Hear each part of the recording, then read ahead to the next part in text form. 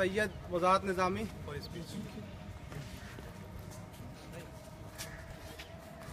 हर एक उस इंसान को, हमारे सिक्योरिटी गार्ड्स को, डेप्यूटी प्रोक्टर साहब को, हर एक उस फैकल्टी के छात्र को मैं आज अपना इनकलाबी सलाम पेश करना चाहता हूं जो आज रिपब्लिक डे मनाने के लिए यहां आए हैं। और मैं बोलूंगा इस पे कि what kind of nationalism we want in India and how to safeguard our constitution. It's controversial that I am saying how to safeguard our constitution. Some people comments on me that why you are talking on safeguard for constitution. Because I would like to quote Professor Ratan Lal of Delhi University. He said कि ना हिंदू खतरे में है ना मुसलमान खतरे में है, इस समय बाबा साहब का संविधान खतरे में है। Constitution of India which fulfills our aspiration and desires. But now the constitution and democracy being murdered on the streets, on walls, but we people can't stand. Why? क्यों हम लोग नहीं खड़े होते इसके लिए? हम लोग रिपब्लिक डे मनाते हैं, मनाएंगे। वो इंसान जो यहाँ आए हैं, जो यहाँ खड़े हैं, ये राष्ट्रवादी हैं, और जो इंसान यहाँ रिपब्लिक डे मनाने नहीं आया है वो भी राष्ट्रवादी है। उसको झंडा फहरा करके सबूत देने का जरूरत नहीं है। जिस तरीके से कल इस कैंपस में कुछ लोग निकले झंडे लेके, अच्छी बात है, हम उसको कुछ नहीं कहते, वो आपका अधिकार है। आप नेशनलिज्म दिखाते हैं वो आपकी मर्जी, हम दिखाते हैं वो हमारी मर्जी, जो नहीं दिखाता वो उसकी मर्जी। मगर जो नहीं दिखाता वो भी नेशनलिस्ट है। मगर जो कल जिस तरीके के स्लोगन इस कैंपस में दिए गए, क्या दिए गए स्लोगन, नारा, कोई बताएगा क्या स्लोगन दिए गए थे? वंदे मातरम कहना है। वंदे मातरम मैं कहता हूँ, कुछ लोग को प्रॉब्लम हो सकती है। मैं भारत माता की जय भी कहता हूँ, कुछ लोग को प्रॉब्लम हो सकती है, मगर मैं कहूँगा तो अपनी मर्जी से कहूँगा। आप लोगों के मैं बंदूक के जोर पे नहीं कहूँगा भारत माता की जय। आप लोग मुझे नहीं बताएंगे कि मुझे भारत माता की जय कैसे और कब कहना है, तो मुझे जब कहना है जब मेरे मन में आएगा। और मैं गुजारिश करूंगा डेप्यूटी प्रोक्टर साहब से, चीफ प्रोक्टर साहब से कि इस तरह के स्लोगन्स पे आपको कुछ ना कुछ काम करना होगा। उन्होंने कैंपस में ये दिखाया कि जामिया के बच्चे राष्ट्रवादी नहीं है।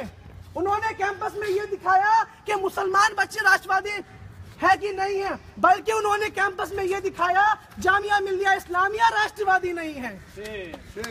और मुझे उम्मीद है कि हमारे प्रोक्टर साहब हमेशा आते हैं हमारी बात सुनने। हम एनसीसी में बैठे 2-3 बार आए, आधे घंटे में 2 बार आए, हम उसकी बहुत सम्मान करते हैं। मगर अभी उनको इस पे एक्शन भी लेना होगा कि आपने ये जो बात कही ये क्यों कही। हमको दिखाना नहीं है तुम लोगों को कि we are nationalist. Of course we are nationalist, but we don't want to show you that we are nationalist. अरे राष्ट्रवाद मेरे खून में है, खून नस काट के दिखाऊं? अरे काट के खून दिखाऊं? वो खून भी लाल है, वो क्रांतिकारी है। और हिंदुस्तान में इतनी क्रांति चली है 1857 से लेकर बल्कि अब तक चल रही है। और हम स्टूडेंट्स जब ये बात कहते हैं हाउ टू सेफगार्ड कॉन्स्टिट्यूशन, तो हम लोगों को पहले ये तय करना होगा कि जिस सरकार को हमने बनाया वो सरकार आज संविधान की धज्जियां उड़ा रही है और हम लोग चुप हैं, चुप हैं।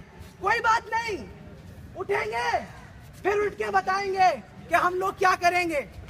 एक बहुत ही छोटी कंट्री जो हमारे देश पे आर्थिक मदद पे चलती है, नेपाल। 2006 में वहाँ का किंग ज्ञानेंद्र, जिसने वहाँ पे कॉन्स्टिट्यूशनल मोनार्की को खत्म करके एब्सोल्यूट मोनार्की लाया, पार्लियामेंट को डिसमिस करा। वहाँ के लोग 24 अप्रैल 2006 को धरने पे बैठे, 4 दिन पूरी जनता सड़क पे, और वहाँ इनकलाब आया, वहाँ डेमोक्रेसी आई। तो यहाँ के लोग भी जमहूरियत में और डीपनिंग ला सकते हैं, मगर हम लोग अभी नहीं उठे हैं। उठेंगे एक दिन, तब बताएंगे कि हम क्या करेंगे। हरियाणा के अंदर जब हम कहते हैं we the people of India, Bharat के संविधान की प्रस्तावना we the people of India, उसमें ये नहीं लिखा है कि we the Hindu people of India, उसमें लिखा है we the people of India. So in that we Hindu, मुसलमान, सिख, ईसाई, बौद्ध, महिला, पुरुष, वो सब we the people of India है। तो हमें ये सोचने की जरूरत है कि जब संविधान हमारे साथ में कोई भेदभाव नहीं करता तो बीजेपी और राष्ट्रीय आरएसएस वो कैसे हमारे साथ में भेदभाव कर सकता है। तो ज्यादा कुछ नहीं बोलते हुए, मन में बहुत कुछ है। हाँ, हरियाणा का इंसिडेंट मैं आपको बताना चाहता हूँ। 6 दिन में 6 महिलाओं के साथ बलात्कार हुआ और खट्टर सरकार बैठी है अभी भी कुर्सी पे। अगर आंख में गैरत है बीजेपी के अंदर तो वो कुर्सी छोड़ देनी चाहिए उन्हें। What kind of nationalism we want? कि आप इस देश के जो लोग हैं वो बच्चे, नौजवान बच्चे 18-19 साल के, they going to Saudi looking for job. Why? Because India do not possess employment. So economic right, economic liberty ऐसी होनी चाहिए कि देश का कोई बच्चा सऊदी और गल्फ की ओर ना जाए, बल्कि हमारा देश उसको इकोनॉमिक राइट दे और हम देश को इकोनॉमिकली बूस्ट करें। राष्ट्रवाद ऐसे आएगा। आप लोग बताएंगे राष्ट्रवाद कैसे आएगा? हर एक इंसान को उसकी पॉलिटिकल राइट मिले तब आएगा राष्ट्रवाद। राष्ट्रवाद के नाम पे जो कुछ लोगों ने ढोंग करना शुरू करा है वो ढोंग बंद कर दें, क्योंकि राष्ट्रवाद दिखाया नहीं जाता है। कितनी बार बोले, अगर साथी लारी भाई सेड के माँ से प्यार है तो करके नहीं बताऊंगा, उसी तरह मुल्क से प्यार है तो दिखाना नहीं पड़ेगा। मैं फिर ये बात कह रहा हूँ, जो यहाँ आए हैं वो भी नेशनलिस्ट हैं और जो नहीं आए हैं वो भी नेशनलिस्ट हैं। हम उनको ऐसे करार नहीं दे सकते कि वो वक्त निकाल के नहीं आए। उनके भी मन में देशभक्ति है और देशभक्ति जैसे मैंने पहले कहा आर्थिक रूप से होनी चाहिए, देशभक्ति पॉलिटिकल राइट से होनी चाहिए और कॉन्स्टिट्यूशन को इस वक्त बचाने की बहुत जरूरत है। ये मैं नहीं, इस देश के 4 प्रमुख सुप्रीम कोर्ट के न्यायाधीश महोदय कह रहे हैं कि इस वक्त